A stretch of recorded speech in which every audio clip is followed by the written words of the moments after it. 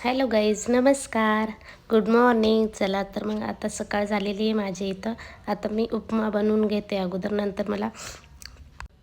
नंतर मला पालकपुरीची तयारी पण करायची आहे. आता उपमा बनवते अगोदर, नंतर पालकपुरीची रेसिपी सांगते तुम्हाला. इथं मी गव्हाचं पीठ घेतले.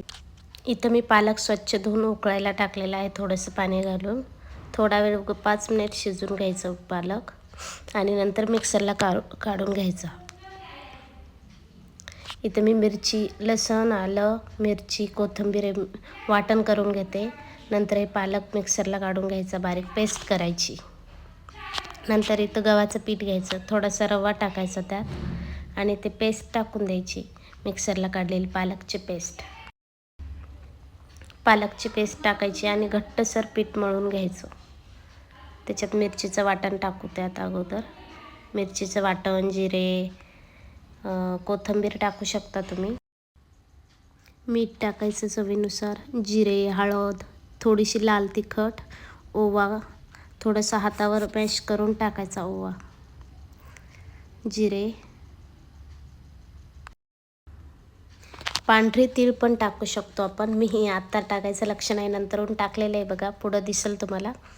छान मिक्स करून घ्यायचं पीठ, घट्टसर पीठ मळून घ्यायचं. पाण्याचा वापर करायचा नाही, ते पेस्ट टाकायची, ते पेस्टनंच पीठ मळून घ्यायचं छानपैकी. इथे तीळ टाकलेले आहेत मला, मी अगोदर लक्षच नाही मला, त्यामुळं आता टाकलं.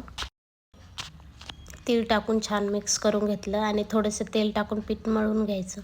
थोडा वेळ 5 मिनिटं लाटून ठेवून द्यायचं साईडला. नंतर इथं लाट्या करून घेऊ आपण पुरीसाठी. एकदम लाट्या करून घेतल्या. तिथं गोल गोल छोट्या छोट्या पुऱ्या लाटून घ्यायच्या. अशा प्रकारे पुऱ्या लाटून घ्यायच्या एकदम, आणि तेल तपलं की तळून घ्यायच्या छानपैकी. खूप छान लागतात बघा टेस्टीला. एकदा नक्की ट्राय करा तुम्ही घरी. आणि लेकरं पालकची भाजी नाही खात ना, पुरी नक्की खाणार. मस्त लालसर रंग येईपर्यंत तळून घ्यायच्या पुऱ्या. इथं मी सर्व पुऱ्या तळून घेते. माझ्या मुलांना तर खूप आवडल्यात पुऱ्या, परत कर म्हणतात. बघा कसं मस्त रंग आलाय. अशा प्रकारे सर्व पुऱ्या तळून घेते मी. कोणाकोणाला माझी रेसिपी आवडली नक्की कमेंट करून सांगा. आणि जे माझ्या चॅनलवर नवीन असेल प्लीज सबस्क्राईब करा. माझे व्हिडिओ कोणाकोणाला आवडतात नक्की कमेंट करून सांगा. हे बघा सर्व पुऱ्या रेडी आहेत. आता भेटूया नेक्स्ट ब्लॉगमध्ये. Bye bye.